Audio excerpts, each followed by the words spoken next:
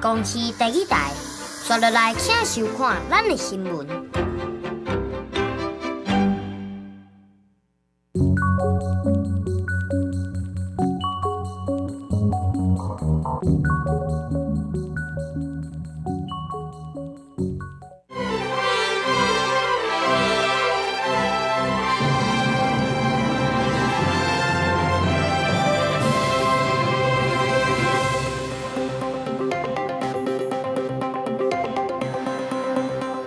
观众朋友，大家好，欢迎收看3月29公视台记台下晡新闻，我是陈嘉纯。首先来关心今日有啥物新闻重点。柏林地市的食物中毒风波，目前已经有18病例，其中2个人死亡。即摆2个尸体的遗体内底嘛，拢有验出罕见的微甲菌酸。昨8点外，国道1号10至5股高架道路有人塞车弄落去，护栏塞落去家人河内底，已经把这台车吊起来啊！国防部长邱国正目前伫咧国安局认一个后生，互人押出涉嫌性交易。国安局嘛正在调查，邱国正已经请示互总统慰留。新闻头起先赶紧来关心柏林地市的食物中毒风波，目前已经有18病例啊，其中2个人死亡。卫福部长证实，伫咧第1个死者体内有验到全台头一个微甲菌酸，而且伫咧头拄只另外1个死者的体内嘛有验出微甲菌酸。这款毒素若是食到，上紧20点钟内就中毒发病死亡。有医师认为，台湾遮尔热，淀粉做的物件若是保存无好势，恐惊就会出现微甲菌酸。柏林地食中毒事件造成2个人死亡。卫生部指出，伫死者身躯顶验出台湾第1例微甲菌酸。所以微甲菌酸若进入人体了，会互身体所有细胞失去能量，无法度运作。患者可能有严重的肝脏衰竭，或者是代谢性的酸中毒。上面因为无法度代谢，和大脑、心脏甲规身躯的肌肉无法度振动，上严重伫咧发病20点钟久内就会死亡。有国内医生警告讲，若是微甲菌酸即马造成死亡的案件，以后可能会伫咧台湾流行。以后食品的保存，那种水分高的淀粉类，一定要赶快呢放到冰箱里面，4度C 以下，赶快去做冷藏。医生讲，微甲菌酸容易伫咧摄氏22到30度的温度之下大量的增加，因为微甲菌酸袂臭无味。无法度对食品的外观看出来，就连是洗过或者是煮过，也无法度给破坏。上好的方式就是预防，莫食长期放伫咧不同环境的淀粉发酵食品。若是微甲菌酸万一伫咧台湾流行，以后要安怎做好食品的保存？如果要安怎控制微甲菌酸不会扩散出去，是正重要的问题。过去常比较查出来比较多的就是添加防腐剂的部分，有一些的微生或者致病菌，以后是不是要把这个微酵菌酸的话，这个把它列入检验的项目？这个可能还要再跟中央讨论。这个菌种呢，就是控制在一个可控制的范围，而没有扩散到我们的植物、我们的食物链、我们的生态里面。比目前柏林地食中毒案件，全台湾通报件数是18件，有2件死亡。有5位民众到家护病房，万一若是微甲菌酸侵入人体了，只能人透过肺腔置换手术来治疗，所以希望民众爱特别注意。记者综合报道。因为咱台湾是头一摆出现这款微甲菌酸中毒的案件，因为咱拢无检验的样本。原底卫福部是按算要对国外买样本，恐惊就要等1-2礼拜才会当检查出来。不过好佳在是中华基督教病院赶紧甲因进前买样本提供出来，才会当伫咧昨就有检验的结果。中华基督教病院实验室内面工作人员是无用试试，为了要厘清柏林地食的中毒原因，将其第一时间提供卫福部标准品，这当互检验速度变紧，伫咧2倍就当确认，这就是微甲菌酸所引起的中毒事件。标准品就是说，它是一个没有掺杂其他元素的，可以用来做对照组的一个东西。中基表示，中基是中部地区唯一伫咧台中市以外医学中心，因此实验室内面有买真侪项毒素检验的标准品，其中微甲菌酸也有买一罐0.5毫克的介绍就要3万8。本地卫福部是对外国订需要1-2礼拜时间，不过这届经过调阅进口记录，确认中基有标准品，而且中基也是免费提供出来，才互这件正罕见的中毒案件厘清真相。一些山区啊和乡下，有时候就有可能会有这种莫名其妙的中毒发生所以我们就当时候在做这个样的毒物准备的时候呢，就有把这个很重要的因素呢也考虑进去。长期表示，迄当初为着要应付无共款的毒发状况，才会买真侪无共款的检验标准品。而且也提醒讲，米甲菌酸的产生决定伫咧支持成长的环境条件，特别是发酵类的食品保存了无辐射着会，提醒民众物件也是爱趁钱紧食咧。记者综合报道。台北市宝林地市逼出食物中毒的案件，针对宝林进前有检申报一间分店，台北市长周万安强调，虽然这间店伫咧下令宝林停业的期间无偷偷开店，不过嘛是会依照食安法来甲因动发。另外，宝林的保险拢已经过期失效啊，恐惊会去影响到消费者权益的问题。法务局会补卖来说明。到目前为止，增加了2例，一位门诊，一位急诊。宝林地市疑似食物中毒的事件，台北市长蒋万安指告早起证实，台北市增加2例个案，目前台北市已经13例。另外，宝林老部一间分店，马来西亚素食料理，虽然这间店278拢无营业，不过依然依照食安法来动发，并没有如实说有另外这家分店，我们也依照食安法会来进行开罚。同时，对于产品责任险并没有缴费而保单失效，我们一样会依法来开罚，都会酌情从重来开罚。宝林的产品责任险甲公共意外险拢已经失效，法务局也要求管办大时代产险要调查清楚承保的范围，按算下晡记者会说明进度。另外，宝林地市3月17到25总共有91笔的消费，也公布伫卫生局网站，只是传出死亡受害者家属被提告病院。台北市医师工会烦恼，会打击医疗团队的士气。期待看到政府发挥的作用是，在这个调解的过程中，政府卫生单位能够引导家属用理性的态度来面对这件事情。台北市医师工会也呼吁病院。爱对勘察事件的员工尽到完善保护责任，唔通互当事者承担争议案件无确定性，也有患者家属落火。记者综合报道。因为宝林地市的案件，在大部分的病例拢有食到这项叉龟啊，所以桃园市卫生局已经有针对和宝林地市同一个供应商的龟仔条产品，拢总有风险落价停卖。今仔日因也要召开专家会议来讨论后续的稽查，也有相关措施。店内人客即碗米干一喙刷一喙伫咧食，验过宝林地市的案件，伫死者遗体内面验出毒性正强的米甲菌酸了。芝麻客家的龟仔条、越南的河粉，也有龙岗第一位米干等米制品也受影响。有业者讲生理受影响，也有有人讲未担心。不会担心，他们这边的米干几乎都是现做的。他70年开幕对，吃到现在不会有问题，早就有问题。最近吃这个板条啊、河粉的点餐的，你们比较少一点。有。针对这边宝林地市的案件，桃园市卫生局讲已经启动源头查核、餐厅查核、监测通报，也有专家会议4大程序来守护市民的安全。其中餐厅的部分，伫咧卖相关产品的餐饮业者有207间，其中12间业者因的龟仔条产品加宝林地市是同款新北市大板城供应商拢先下架。餐厅部分找出与宝林茶室使用同一供应商的果条类产品业者共12家，实地访查后，已要求业者下架有疑虑的果条类产品。台湾第一遍发生正罕见的米甲菌酸，食了米甲菌酸污染的食材，无论对外形、气味加口感，拢看袂出也食袂出，就算是煮过也无法度去除。卫生局提醒业者要加强自主管理，确保产品的品质，也有食材储存的温度甲环境。记者综合报道。最近食安风波不断，即马伫咧新竹竹北某一间咧卖咖喱的店，逼出有8个人客食了歹腹肚的事件。目前这间店是先停业到后礼拜3加强消毒。当地卫生局嘛有去店里稽查采检，有发现到部分缺失。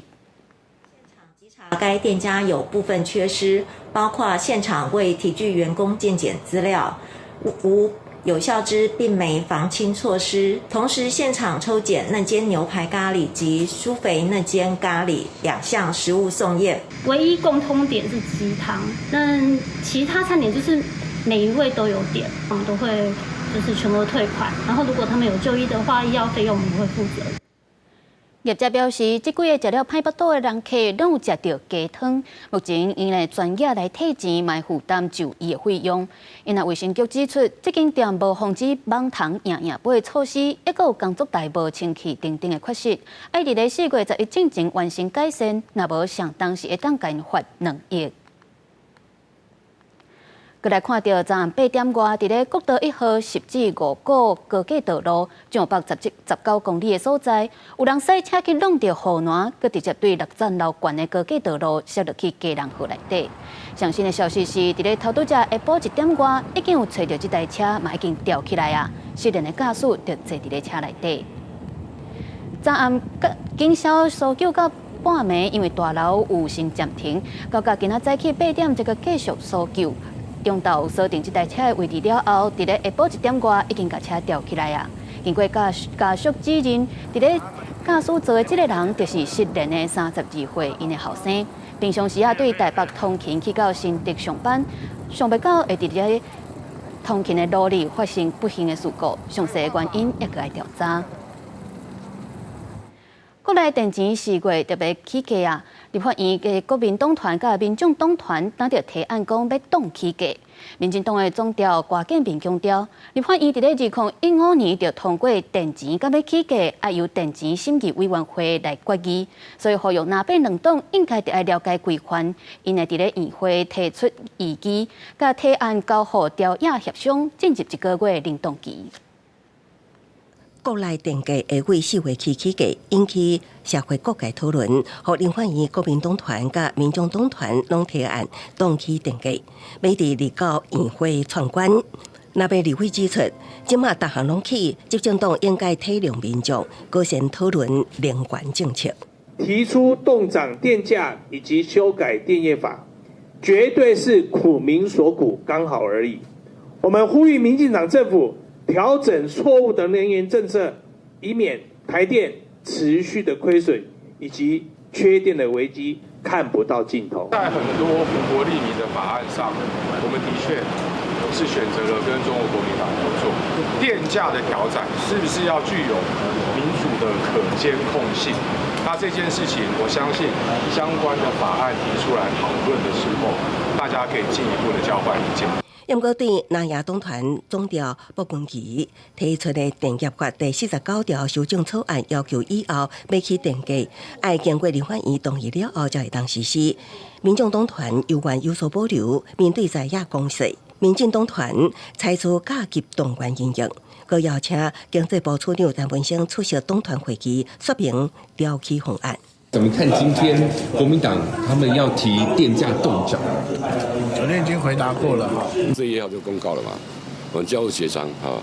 你现在不可能，你说在立法院可以，你自己订定的公式，你自己通过电业法，你自己叫停啊，人家都是依法行事的。民进党团总调郭建民强调，立法院2015年就通过电价审议，要由经济部电价费率审议委员会决议，呼吁南北党团应该了解规范，佮表示会伫议会中提出异议，将提案揪落来，交予调野协商，进入1个月的冷冻期。记者综合报道。针对南北两党提案要冻电钱起价，有真侪款团今仔日就去立法院外口发声，呼吁电钱就应该爱合理，袂当都安尼照顾工业用电大户。而且电钱若起价起伤少，对推动净零转型嘛真不利。反对冻涨工业电价。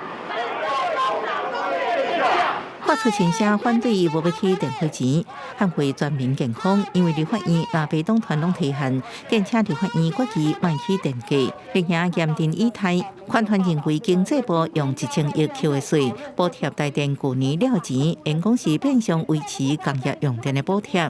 大家可以想象，你的电价成本将近4块钱，但是你的售电的一度电才1.97块，是非常不合理的。我们这样子在补贴这个高污染的产业，这是我们觉得很不合理的哈。蓝白绿，坦白讲，都是在使用人民的电价，让这个工业电价没有调整，十足的调整。款团分析，目前电价比台电的发电成本较低，亲像台电公告的平均发购电成本，2022年度一度电是3.39块，2023年度是将近4.17块，就算今年1月一度电也会超过4块。不过去年工业用电上计金额，加压是一度1.58块，高压是一度1.75块，真不合理。也应该要把发电所带来的环境跟生态跟健康的成本都把它记录里面，就让工业用电，如果你要用很多的电，你就应该要付出应有的成本，而不是用全民来补贴，来危害我们的社会、我们的健康跟我们人民的生命。这实在是一个非常不公义的内部成本外部化。款团表示，若电价起幅度伤过低，也对产业的加速净零转型不利，卖起反倒等后全民健康是威胁。呼吁若被唔通靠电价合理化调整的解决之路倒退路。记者综合报道。网红朱学恒和国民党议员郑派军指控硬甲人针喙等等的行为，台北地方法院认定朱学恒欠性别平等的意识，完全无悔改，必须要重罚。今仔日依照强制威胁罪，甲朱学恒判关1年2个月。虽然朱学恒讲伊迄当阵食酒醉无印象，嘛否认犯罪，不过法院唔相信，而且嘛指出朱学恒一直拢咧操作，讲郑派军咧对伊做政治迫害，认定朱学恒无悔改，一审甲重判1年2个月。朱学恒是对司法的结果真失望，因为郑派军是肯定司法正义。再来看到国防部长邱国正目前伫咧国安局一个后生，互人引出讲涉嫌着性交易，国安局赶紧立案调查。国防部嘛表示，邱国正会配合调查。因为邱国正原底29要去中烈祠参加春节典礼，嘛是临时请假。上新的消息是，国防部长邱国正已经请辞，不过去予总统蔡英文给慰留。总统蔡英文、副总统赖清德、立法院长韩国瑜等5位院长，伫中烈祠共同主持春节大典。不过，本来应该出席的国防部长邱国正却临时请假，因为礼拜一传媒爆料，伫国安局认知的邱国正后生疑似涉嫌性交易，影片也外流。今嘛国安局已经立案调查，国防部也表示，邱部长将会配合调查厘清。会依照勿忘勿重的原则去厘清案情。那么邱部长以建军备战的任务为职守，家庭事务会视需要来配合调查厘清。因为进前国安局正大方压出特金少将谢振华加入去进女上校违反军纪的事件，那也立委除了批评国安局应该将罗施加好案，也认为个人防进前敏感的时刻，即马防压出敢是有人想要逼邱国正落台。不要再一而再的发生，真的会大大的影响伤害国安局的一个公信力。现在一堆怪怪的事情也开始发生，是不是也代表民进党内抢位子抢得太凶？我想大家就进入检调的调查，我们就尊重检调的调查。因为邱国正的后生身份敏感，过去伫军情局任职期间，身份几摆防恶意见光，险险造成人身安全。北面媒体报道，国安局警方督察单位29会加速密集约询邱国正的后生，尽速查出真相，以免造成政治风暴。记者综合报道。国际上要紧来关心南非发生重大交通事故，有一架巴士失控冲落去山坎，包括司机在内，拢总45个人死亡，车顶敢若一个8岁囡仔重伤活落来。另外，伫咧德国的高速公路，有一只游览车向冲出公路并车，造成至少5个人死亡，55个人受伤。南非北部第2摆发生严重交通事故，一台巴士伫山路失控了后，弄破车顶的护栏，坠落伫50公尺深的山坎，弄到坎中的岩石，然后导火。包括司机在内，车顶拢总有46个人，有45个人死亡，只有一名8岁查囡仔重伤活落来。警方表示，搜索行动仍然在进行，不过真侪尸体已经互烧甲面目全非，有缘掉伫车内。这台巴士是来自邻国波扎那，是要去南非林波波省参加国外的雕像活动。南非交通部长齐坤嘉对罹难者表示哀悼，将会协助将罹难者的遗体送回博扎纳，伊也强调，国外侪拜六都要到啊，交通会变得更加无形，呼吁司机谨慎负责赛车。救护车甲直升机当赶去车祸现场，伫当地时间27，伫德国东部城市莱比锡附近，连接柏林甲慕尼黑高速公路上，一台由德国柏林开往瑞士苏黎世的旅游巴士突然偏离车道，冲出公路了后，并且伫超坡，造成至少5个人死亡，50多人受伤。警方表示，部分伤者情况危急，也无甲其他车辆相同分野。Flixbus hat angegeben, dass 53 Personen im Bus waren und 2 Busfahrer. Ich halte mich mit der Aussage noch zurück, kurz zur Erklärung. Na klar, bucht man diesen Bus und trotzdem müssen wir jetzt checken, wer ist tatsächlich an Bus gekommen. Es arbeiten überall Menschen, da kann also immer mal 1 oder 2 Personen tatsächlich nicht an Bord sein. Klar ist aber, über 50 sind in umliegende Krankenhäuser eingeliefert worden, sodass man schon von dem fast sehr voll besetzten Bus ausgehen kann. 巴士公司表示，目前当甲当地的警方密切合作，紧急将受伤的人救出来，佮送往病院救治。也毋过，确实发生的车祸原因当咧调查中。公司新闻新录播编译。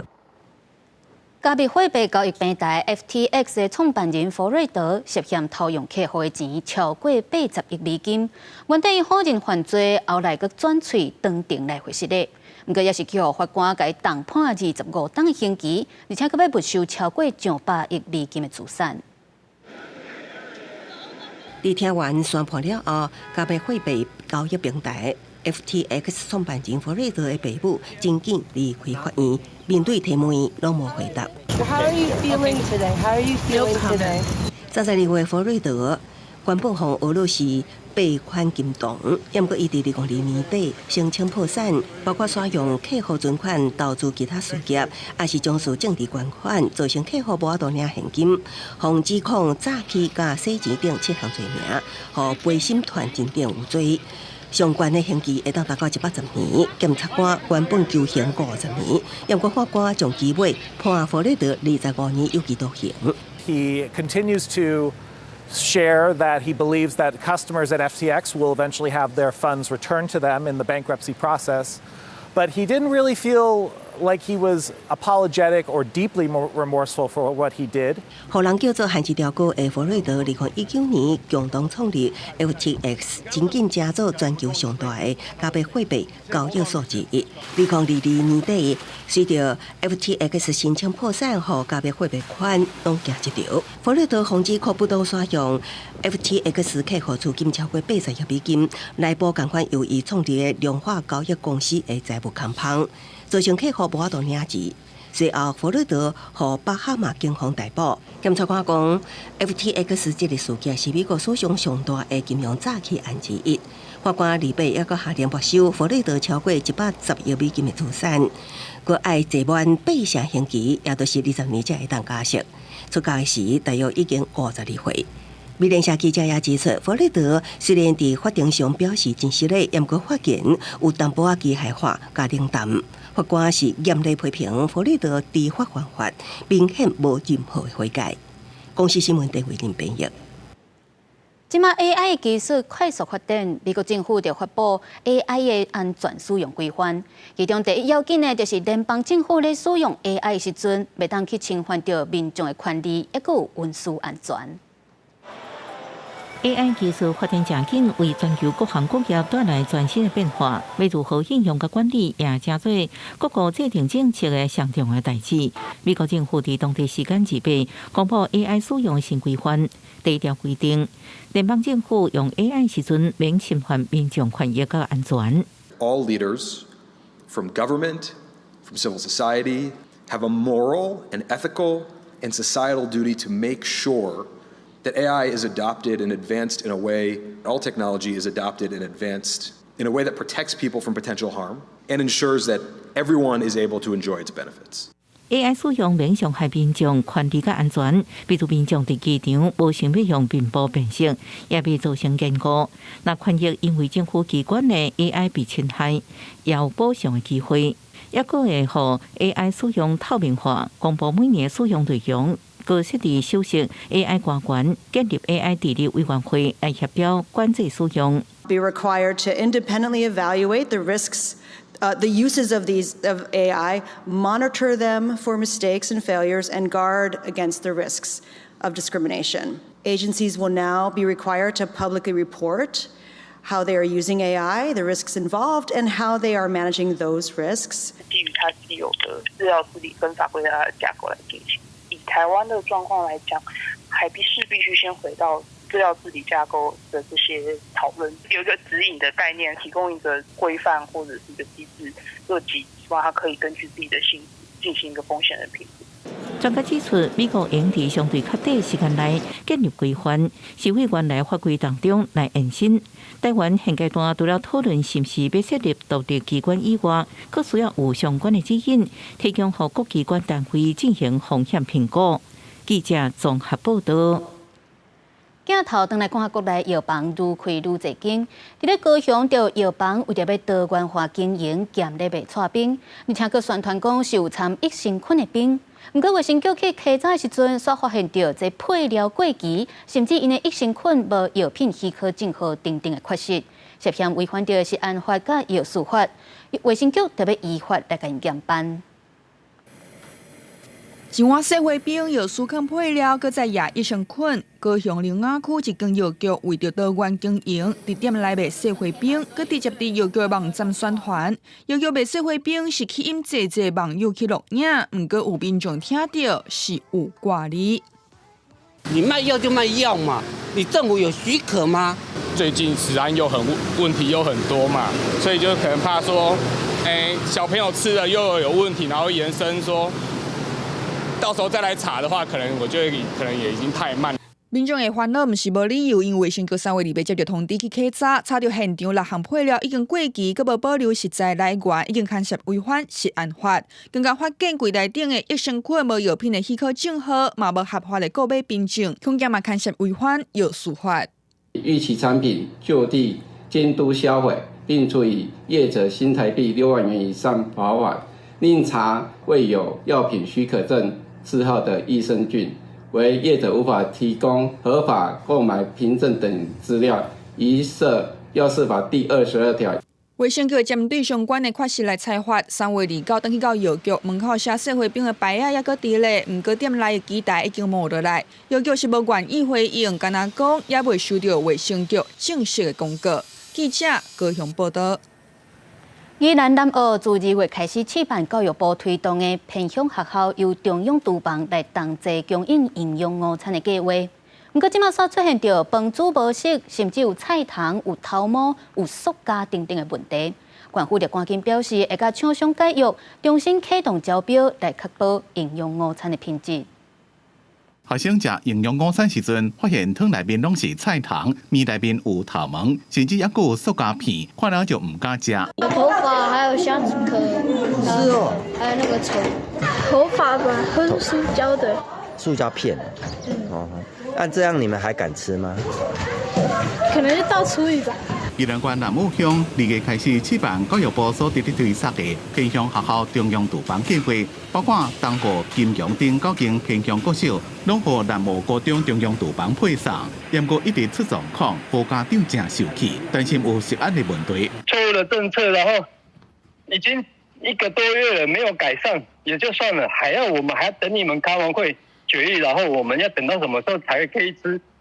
那个健康的那个菜色，我刚刚所讲的前面那些事项，也足以让老师、学生以及家长都已经相当的不能满意了。除了午餐的品质无好，东湖、金阳甲澳花等3间学校，因为离南澳高中相远，午餐常常伤晚到，饭菜拢已经冷去，所以希望会当退出中央厨房计划，用学校家己的厨房来煮食。就是刚开始第1个礼拜、第2个礼拜，那他对设备不熟悉。所以才会有延误，相关的后续就要依照合约来做一个采罚。我想最重就是解约。南澳高中的厨房今年2月才启用，学校讲厂商对新设备一个无熟，才会发生生活教的问题，所以来加强督导，确保午餐的品质。宜兰县政府是讲，将会甲厂商解约，并且启动招标程序，确保午餐的经营品质。若讲要退出的学校，会直接了解因的诉求了，汇报给教育局。看安怎协助？记者综合报道。公路局推动偏乡的幸福巴士，互真侪老大人较方便出门去就医买物件。不过嘛，因为高龄化，这幸福巴士的需求是愈来愈大，开始会叫不到车，所以地方嘛希望会当透过结合观光，吸引愈侪人甲车来投入服务。这条交通部评选优良幸福巴士，欢喜接种项击败地种的5乡镇，拢是较欠缺资源偏远地区。为保障偏乡最后一里路的缺口，团队为找车找人到路线有约，拢是正尽职安排。屏东县春日乡乡长就讲，偏乡老大人愿意出门看医生，甲透早就出门的工地工作人员，拢爱靠幸福巴士。也许对公所来讲是一个很大的负担，因为可能也许我们的人员不够，那人民的所需、乡民的所需越来越多。目前我们的车辆是比较缺，因为目前我们的车子都有时候都要排，有时候都排不到。幸福巴士驾驶员分享，上常常载老大人看医生，即马高龄化需求愈来愈大，希望有更较侪人车应投入。公路局为105年开始继续推动幸福巴士以来，偏乡公共运输空间涵盖率为70%，提高到792%。不过，依然有少数地区受居住地点限制，无法度包含在内。我们还认为说还可以再提升的地区像新北市的石碇、新竹县的峨眉、苗栗县的狮潭他们的目前涵盖率公寓数涵盖率大概73%到75%，那我们觉得说还可以再提升。公路局对在地经营幸福巴士采取公所自行分95%，地方 NGO 团体迎来申请，今年度到至3亿外补助。即马面临大环境欠人的挑战，要偏乡计划甲在地创新团体合作，将幸福巴士结合观光，希望导致观光客了后，因客观利润吸引更较侪人车投入。记者综合报道。云林县自从去年开始引进公共脚踏车，为着要让愈侪民众甲游客会当方便四界去行踏，云林县府按算6月进前，要伫咧景点甲公园一寡所在设置120个站，投入1000台车，结合当地文化节等等的活动来带动观光经济。叫电动辅助自行车第一赛的下面老街，过去若游客来到这，拢用步行到老街点街踅踅。但未来赛将真细5个公共自行车的着点，提供游客会当骑到邻近的赛大桥公园登记点。就如果说我们从那边骑过来，会便捷很多，会很快啊，对啊。是从我们斗六虎尾还有我们斗南跟西螺这个4个乡镇先处理文管府交通局表示，原来有去年引进公共自行车到达市，每个月造就超过3700架，而且佫新增加服务据点。现在佫要新增加斗南和西螺2个乡镇的景点和公园等场域，并配合地方文化节举行，让游客会当亲历旅游。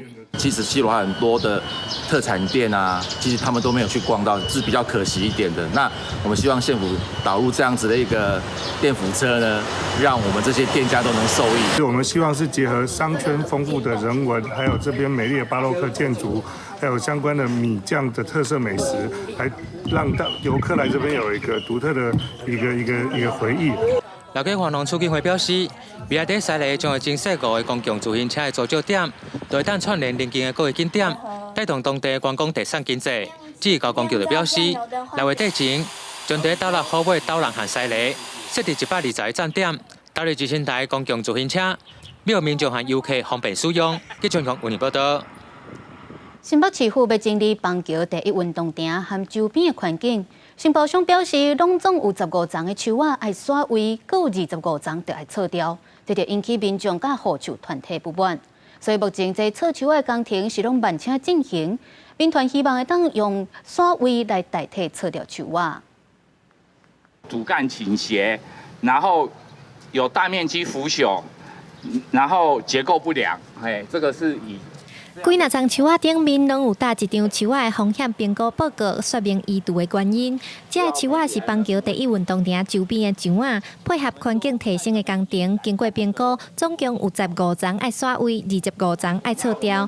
拜5台湾树林会和在地民众做伙来开记者会，希望政府在做评估的时，会当以刷位甲救护为优先。像旁边这一棵树，它很大棵，它这一棵没有说要移植，可是它就可以让家支撑。我们一般国际标标准就是在中空腐朽的比例，如果是达到肃静的66%，或是面积的50%以上。这个是中空腐朽的标准。那如果起斜的角度是30度以上。新北市政府回应，树仔的健康状况和风险并无绝对的关联性。一张看起来正常的树仔，也是有可能因为结构的欠缺产生风险。专家学者在进行树木风险评估的过程当中，需要考虑真侪因素，包括树种、生长习性、树木缺陷、甲伊所在的环境等等，表示运动场周边的路有改善的必要性。相关的评估拢有照正常的定数去行。这个人行步道因为比较早期去做，所以其实很多都不符合现在的无障碍的使用通行状况。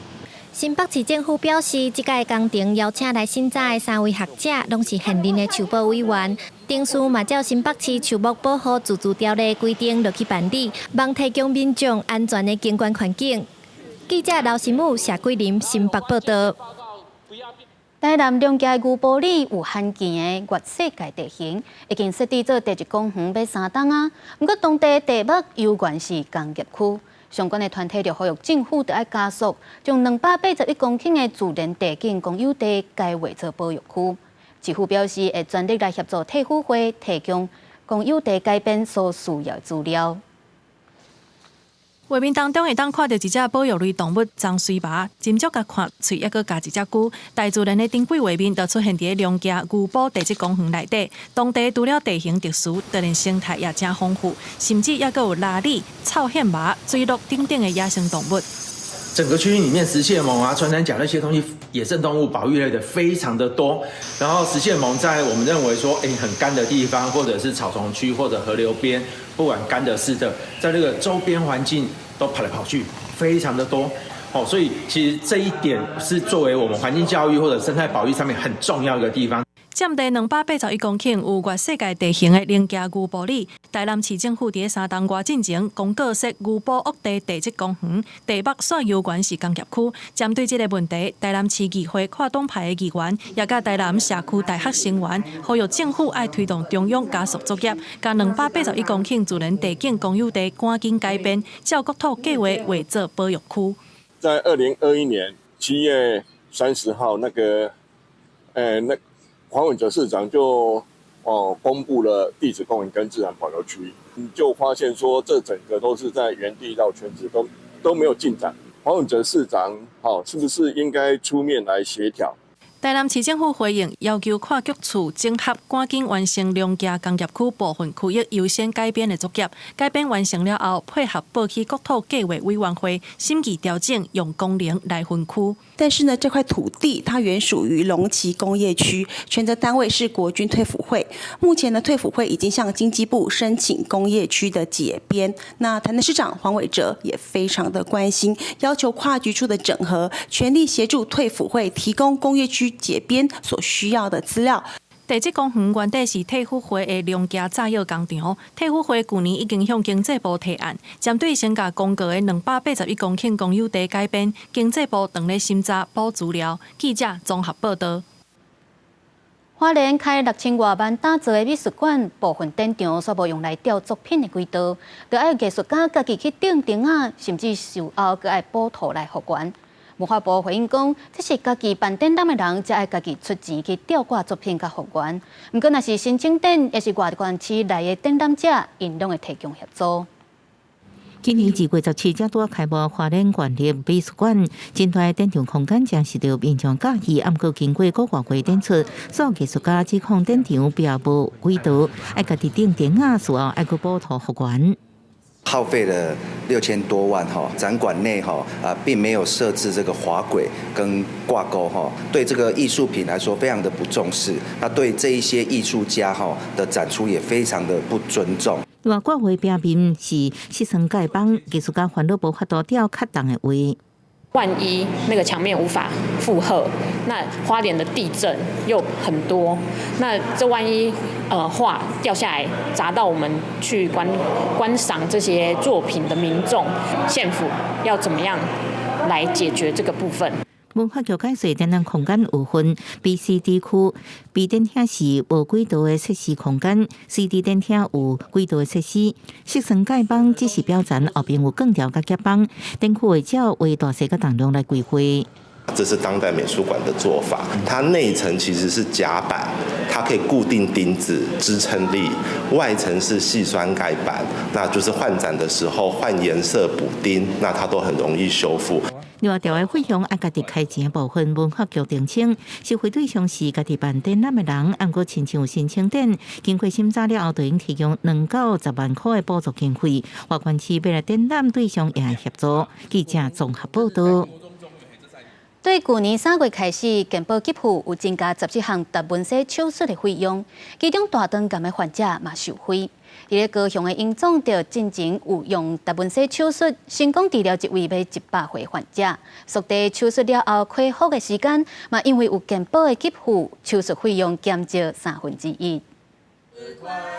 医生做伙唱生日快乐歌，替病患刘先生庆祝100岁生日。健保署伫去年3月，甲17种达文西手术纳入健保的补助，会当减轻病患1/3的手术费用。亲像这位刘先生是大肠癌第3期，去年11月开刀，2礼拜后就出院，目前已经恢复健康。高雄营总表示，刘先生是达文西手术纳入健保了后，头一个年会接管个成功的案例。就跟恢复到术前，差不多。如果说这种开刀，我想可能一般家属、一般民众可能没办法负担，对啊。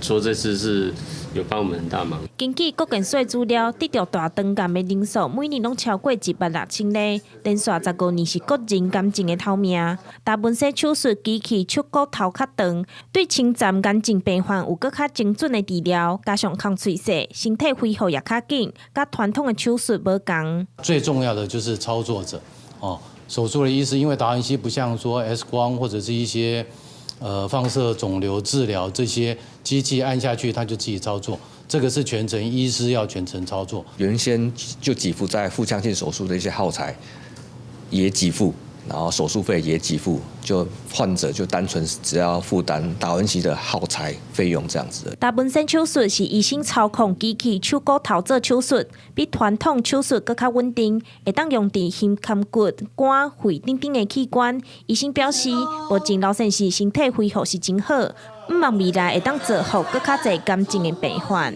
记者钟义辉、邱昭勇高雄报道。真侪体育选手拢是自细汉学生的时阵就训练起来的，不过目前多数的保险拢是比赛时阵受伤失灵才会当理赔。若是比赛进前的训练，也是热身的时阵受伤，就无法度领保险金。若是恢复了无好势，就会去影响到体育选手的发展。所以，就立委提出爱修国民体育法来保护这些学生选手。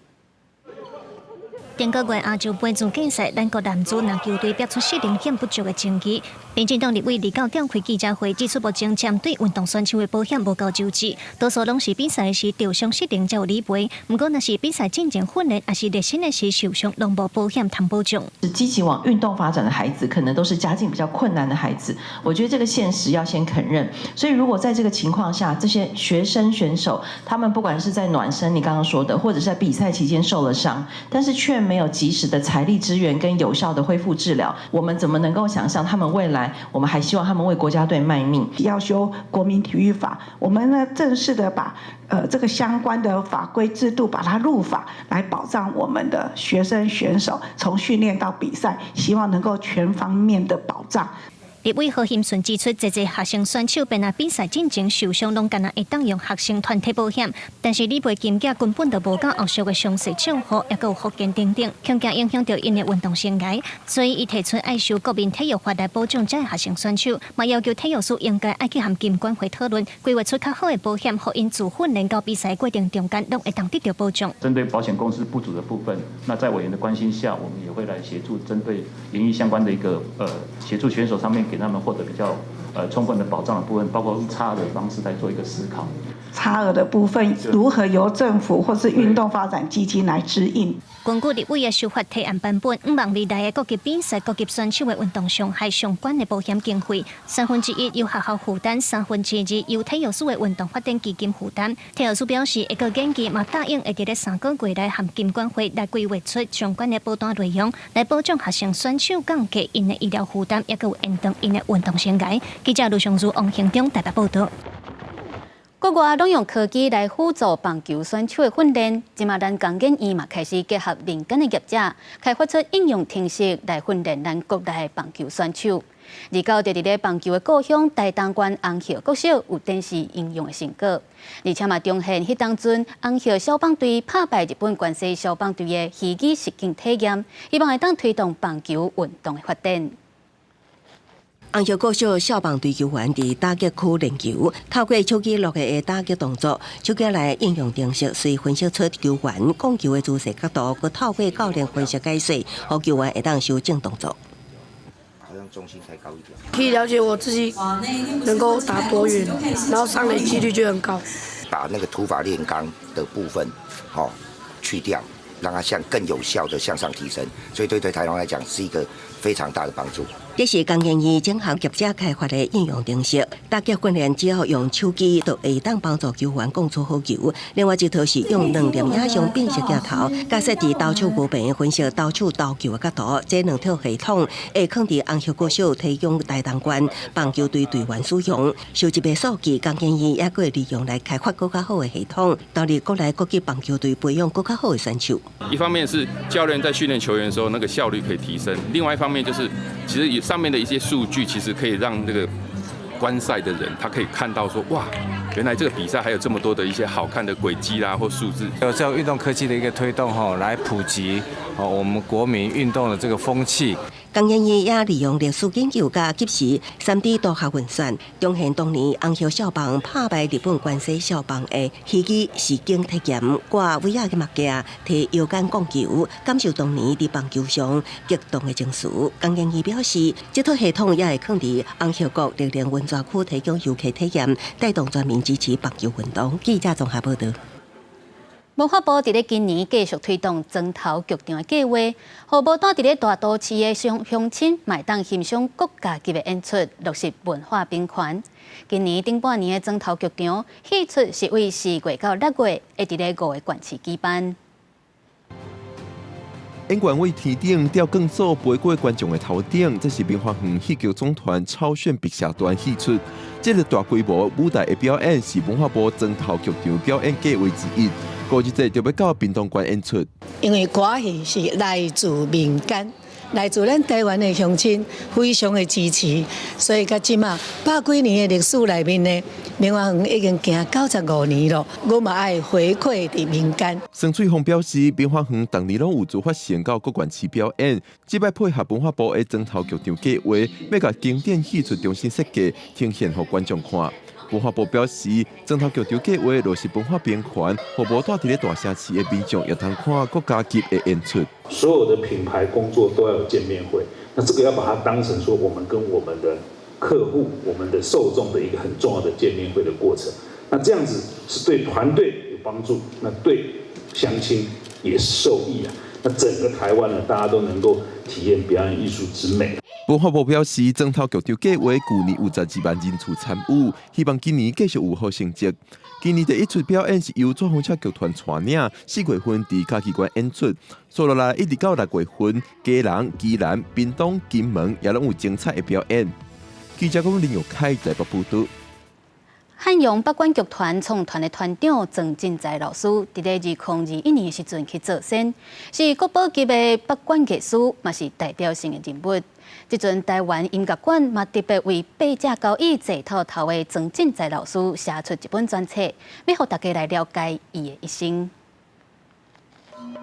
北管乐器热烈的气氛，唔来当摕来搬戏，伫民间的迎神造就、松树顶顶的场合嘛看会到。创立汉阳北管剧团的曾进财老师，2021年7月份过身，食到87岁。伊自10岁开始就对阿爸伫戏班哪听哪学，啥物乐器拢会晓，互人学到伊是8只交椅坐头头的国宝级大师。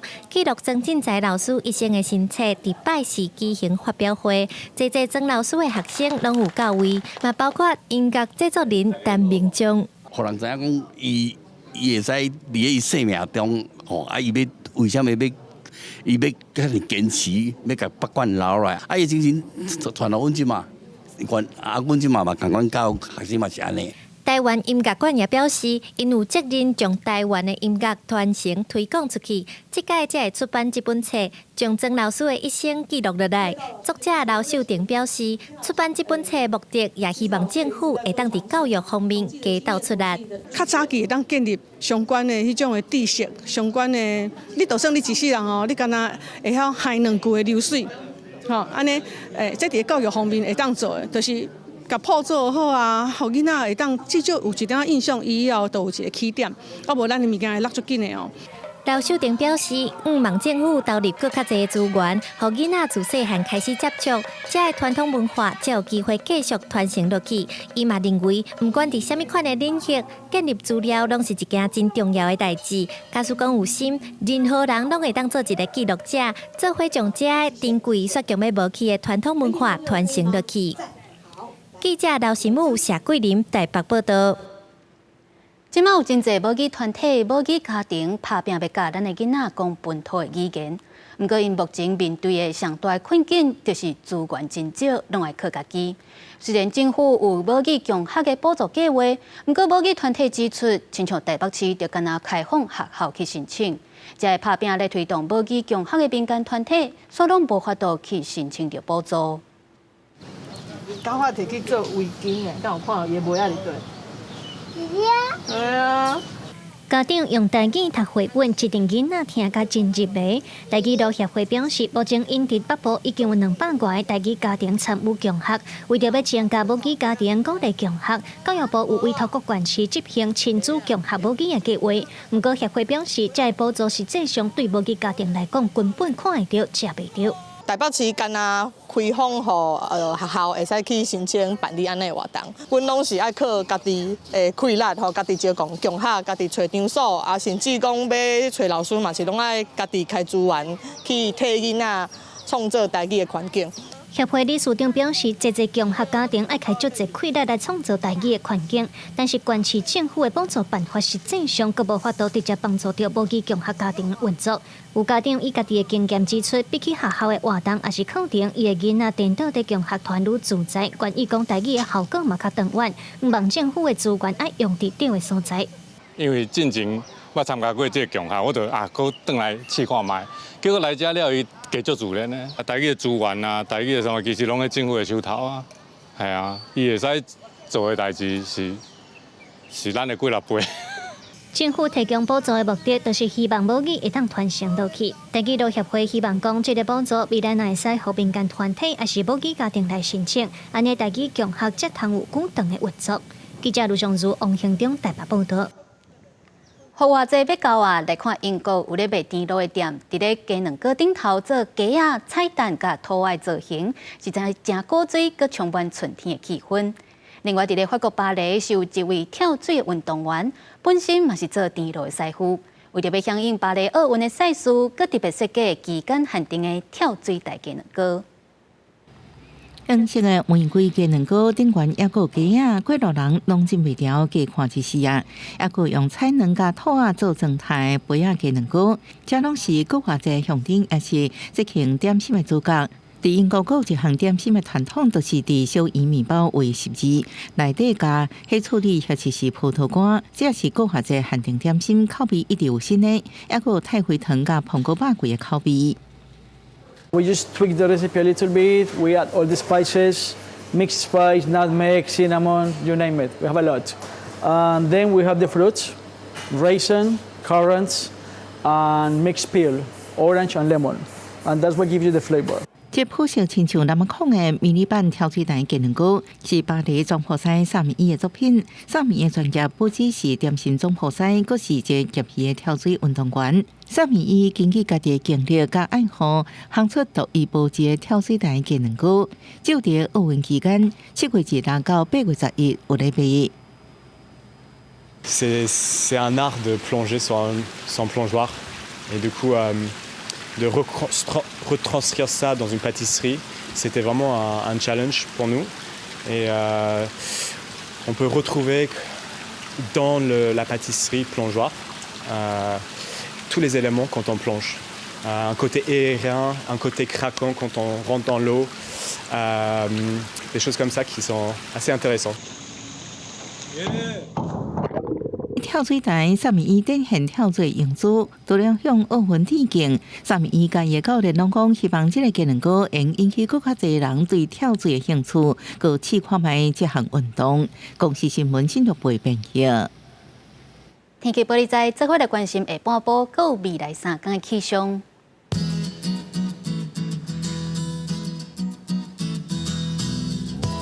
北部地区23度至28度。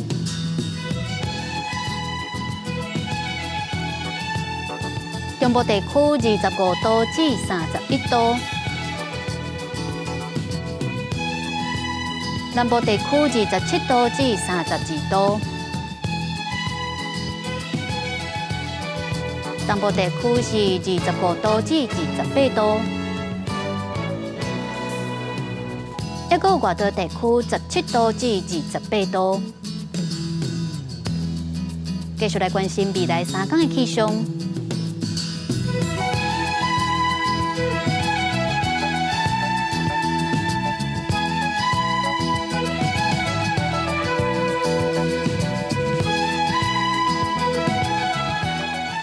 感谢您收看今日公视台语台下晡新闻，我是陈雅纯，咱后礼拜一同这个时间再会。